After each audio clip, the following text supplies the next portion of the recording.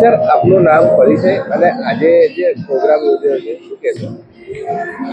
મારું નામ અક્ષય મકવાણા, જિલ્લા યુવા વિકાસ અધિકારી, ખેડા નડિયાદ. ગુજરાત સ્થાપના દિન એટલે કે 1 મે આજનો દિવસ આપણા માટે ખૂબ મહત્વનો છે. સાથે સાથે નડિયાદની ખૂબ ખ્યાતનામ કલા સંસ્થા એવી નડિયાદ કલા મંદિરનો પણ આજે સ્થાપના દિવસ છે. એ સંસ્થાને પણ 87 વર્ષ થયા છે અને ગુજરાત સ્થાપના દિવસ નિમિત્તે આજે આ કાર્યક્રમ, સાંસ્કૃતિક કાર્યક્રમ યોજવામાં આવ્યો, જેમાં ગુજરાતના ખ્યાતનામ કલાકારો કે જે નડિયાદનું પોતાનું એક આગવું મહત્વ ધરાવે છે એવી સંસ્થા જોડે જોઈન્ટ છે, એવા 3 કલાકારોનું સન્માન કરવામાં આવ્યું. સાથે સાથે જ જુદા જુદા કલાકારો દ્વારા આ સ્થાપના દિવસ નિમિત્તે કાર્યક્રમ રજૂ કરવામાં આવ્યો છે અને સાથે જ 2 સુંદર મજાના નાટકોનું પણ આયોજન કરવામાં આવ્યું છે. કેટલા મહેમાનોએ અહીંયા ઉપસ્થિત હતા? ગુજરાત રાજ્ય સંગીત નાટક અકાદમી અને નડિયાદ કલા મંદિર, આ બંને સંસ્થાઓ દ્વારા આયોજિત સાંસ્કૃતિક કાર્યક્રમમાં લગભગ 200 થી 300 કલાને પ્રેમ કરતા સાધકો ઉપસ્થિત રહ્યા હતા અને સરસ મજાના કાર્યક્રમનો એમણે આસ્વાદ માણ્યો હતો.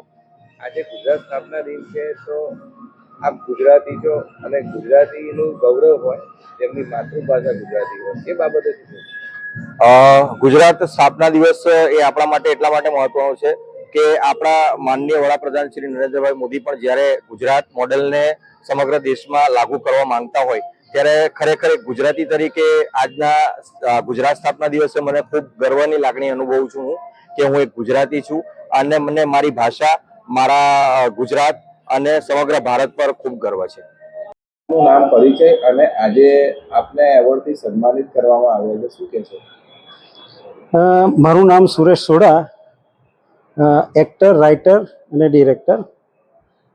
હું લગભગ છેલ્લા 17 વર્ષથી આ એકમાત્ર ગુજરાતની જૂનામાં જૂની નાટ્ય સંસ્થા નડિયાદ કલા મંદિર સાથે સંકળાયેલો છું અને કલા ક્ષેત્રે ઊંડાણથી મેં કામ કર્યું છે.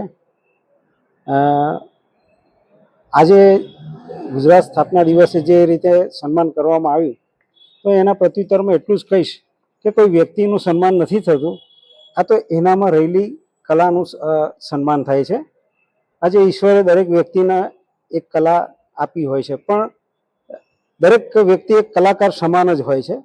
પણ એ કલાને ઉજાગર કરવી અને એ કલા ઉજાગર કરવા માટે આવી નામાંકિત કલા સંસ્થાઓનો પણ સહયોગ હોવો જરૂરી છે.